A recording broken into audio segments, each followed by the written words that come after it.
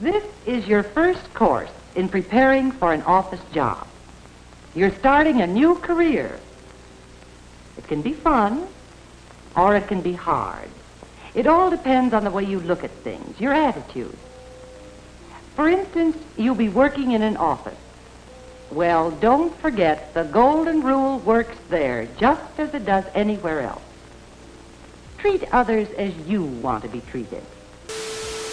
Imagine you're a Gen Z recent graduate with a master's degree looking for your first job. After $1 million in student debt and 1 million different applications, you finally land your very first job in corporate America. And you're just so excited, and you think about your parents that met as coworkers and then they fell in love, or all the friendships you see in shows like The Office and Parks and Recreation, only to be met with your bitch manager that for some reason won't stop complaining you don't know how to do the job perfectly on the second day you're there. You try speaking to folks and they're polite, but they're really not that interested in any small talk. A few weeks in and you realize that nobody really interacts with each other unless it's for work-related matters. Most people eat at their desk or in their car. The break room is empty, silence, pure crickets. You try asking your desk neighbor if she wants to get coffee after work sometime, only to be met with rejection after rejection. Fast forward 3 months later, and there's big news. Your branch is getting shut down and everybody's going remote. Guess what? All the coworkers you saw, it's all been replaced, just you in your house alone. Fast forward 3 years later, after you started doing remote work, guess what? The company is restructuring and you're getting laid off. You've left the job just like you came in. No new friends, no new network, no nothing. Alone in your room, absolutely nothing to show for it. This scenario is obviously very exaggerated, but it does mirror a very significant change in professional settings that I don't really see anybody speaking on, namely the atomization of one another. By atomization, I don't mean that the modern office culture has become unfriendly or openly hostile. It's just very socially guarded and distant. And this feeling of distance is also validated by a bunch of reports of increasing workplace loneliness. The best way I can describe it is that working feels less like a team of people in an office and more like a bunch of individualized Tesla robots working on their own little tasks inside of a white box. Even though the primary functions of a job may never have changed, when I say things have changed, I'm not talking about the job itself, I'm talking about the human elements of the work environment. It's the changes in the culture and in the atmosphere of employment that I'm going to be talking about, not the actual job itself.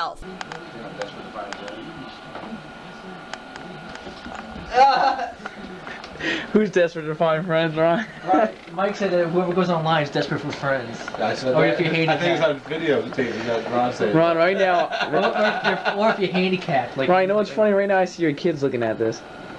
You know, it's weird. He thinks I'm going to ruin it. Doesn't make any sense.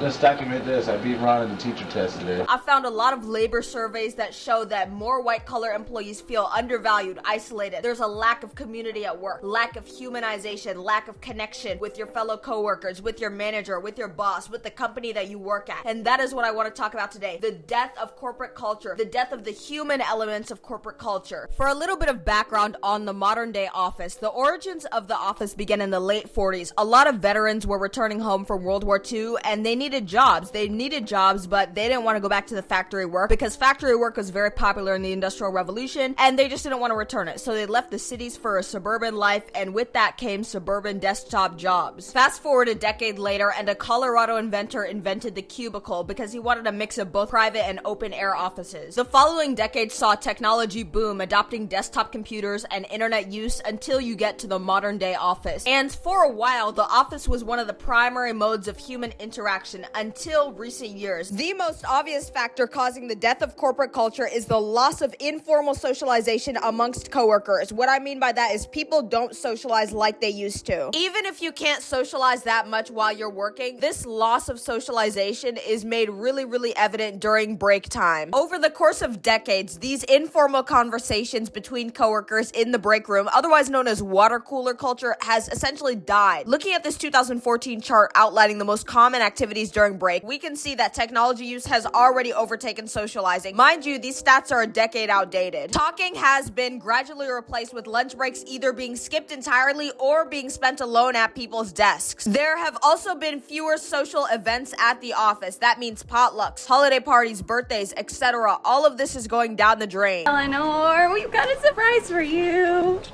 Yeah, thanks, but I brought my own cake. Oh, I know you've only worked here a few weeks, but we have this little office tradition where we all pitch in and then we... Yeah, no, I get it. It's just I know what kind of cake I like. Plus, it's Lisa's birthday next week, and if I let you give me a cake, that means I gotta pitch in to get Lisa a cake and sing to her and wear one of those dumb hats you all are wearing right now. No thanks. This way, I don't owe you anything, you don't owe me anything. Companies have grown very reluctant to host parties, first of all due to the expense and also due to the increasing cultural sensitivity. For example, an office Christmas party can be interpreted as religious exclusion from those that don't observe Christmas. These types of allegations have been made before, which deter other employers from hosting similar kinds of parties. Employees are also not that interested in attending either. A lot of stats show that people just don't attend non-mandatory work events like they used to, with up to 64% of employees not attending these company events after work hours. The Harris Poll conducted a series of online studies on the state of workplace parties, finding that less than half of workplaces hold holiday events compared to before COVID. Beyond the office, nobody hangs out outside of work today anymore. I know, big shock, but at one point, Americans actually connected with the folks at their job enough to spend recreational time together. It was even once a national tradition for coworkers to go to bars together regularly after work. This reality was visible in older shows like The Office. There's been a major shift in workplace culture. Fewer people are going out after work to mingle with their coworkers. Are the days of grabbing a cheap drink with coworkers a thing of the past? An article that caught our eye in the Wall Street Journal titled "What Happened to Happy Hour" takes a closer look at why a social staple of the American office culture is disappearing.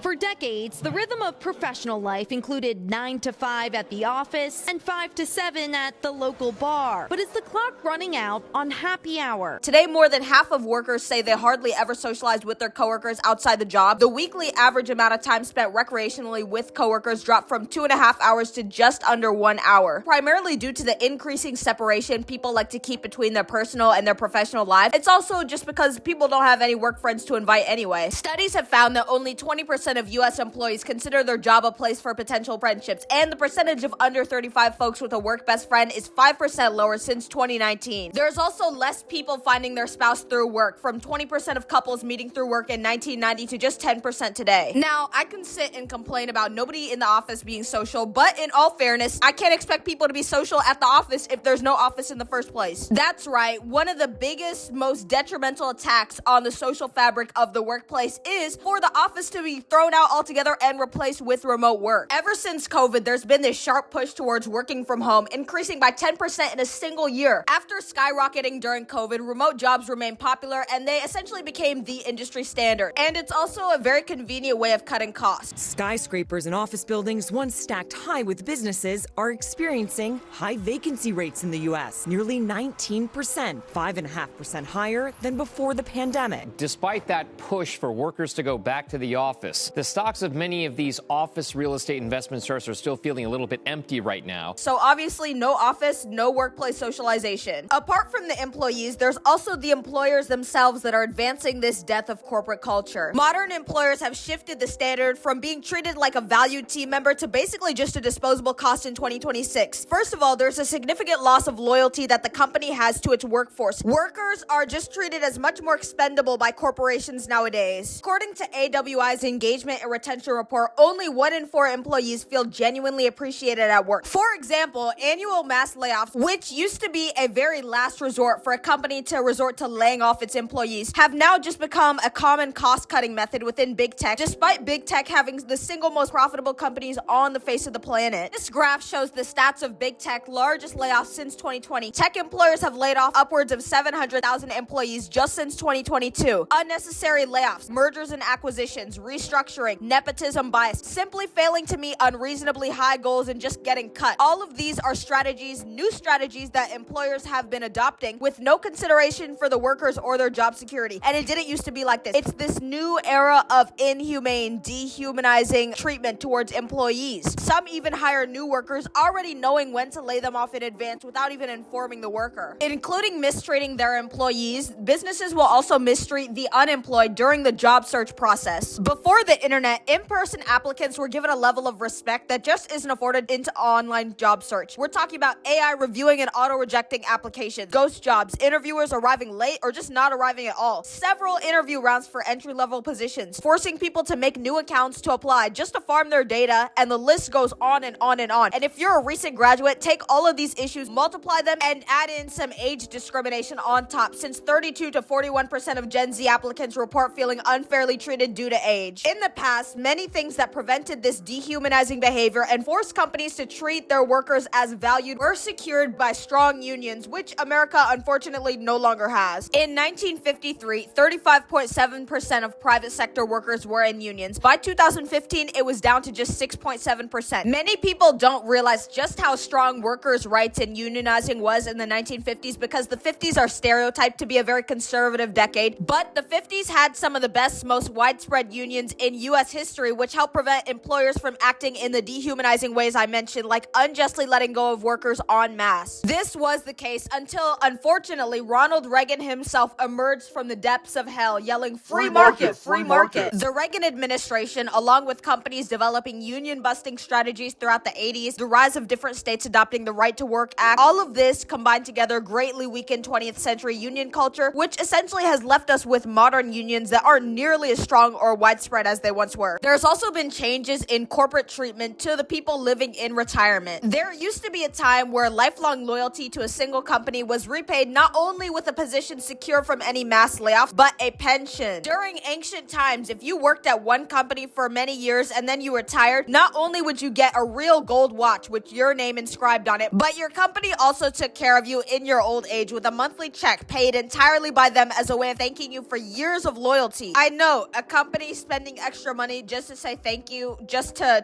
take care of its loyal employees. I know it's unheard of in 2026, but the pension was a thing. The pension saw a sharp decline in the 80s, and it's continued its decline since then. Similar to my last point about seniority lacking the privileges and the respect it once got from their employers, one of the biggest displays of corporate dehumanization towards their employees is the loss of company mobility. There used to be old American stories about people starting at a company running errands or mopping floors at like 15 years old and then working their way up to the CEO by 50. They didn't even apply and they had no experience. They just walked in, they met the manager, made eye contact, gave a firm handshake, and they were hired instantly.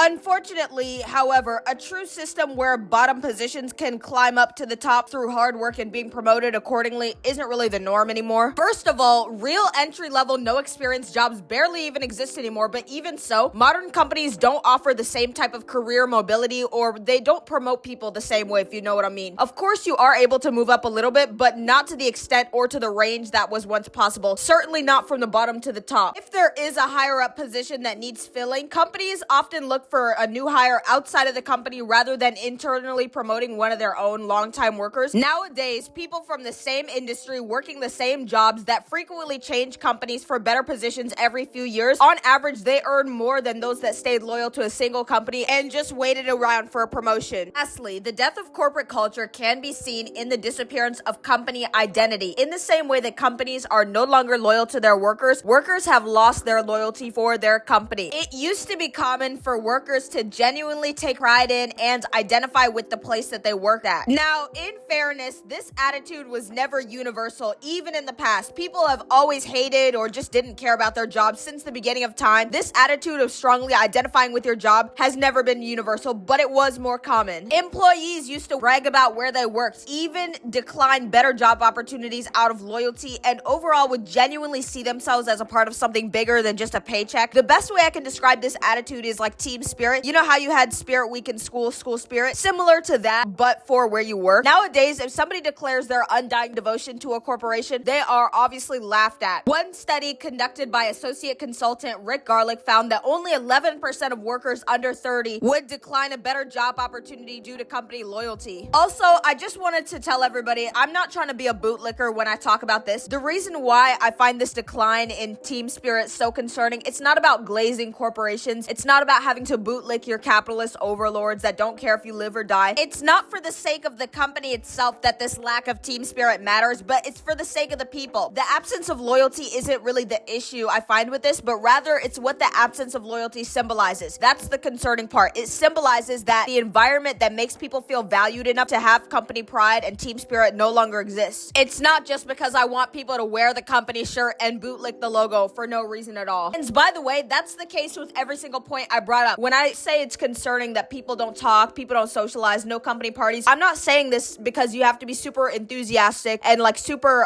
overjoyed at your job just because you have to be like what, a corporate wage slave that just smiles through it all. That's not what I'm saying. It's for the sake of the people that I say this is concerning. And it's the same thing with team spirit. In conclusion, the death of corporate culture is really about the slow erosion of the human element in the American professional world. Everything from the disappearance of work friends, office parties, these mass layoffs that have been happening, the disregard of loyal workers, the destruction of unions, all of this has contributed to the workplace going from one of the most central social avenues in American life to capitalist torture incarnate. But the question remains, who gives a fuck? Who cares? Most people don't care about work. They just want to keep their head down, earn their check, and go home. And anytime I show any concern about the declining interaction amongst people in American life, I always get the same types of responses on the screen that basically say, I don't owe anybody any social interaction if I don't want to interact with them. But in reality, yes, you actually do owe people. You owe each other social effort. You owe your fellow human beings to not be deprived of basic interaction with each other, including you. There was an article that said that annoyance is the price that you pay for community. I feel like we've gotten to a point in society where we are trying our hardest not to be annoyed, not to be inconvenienced,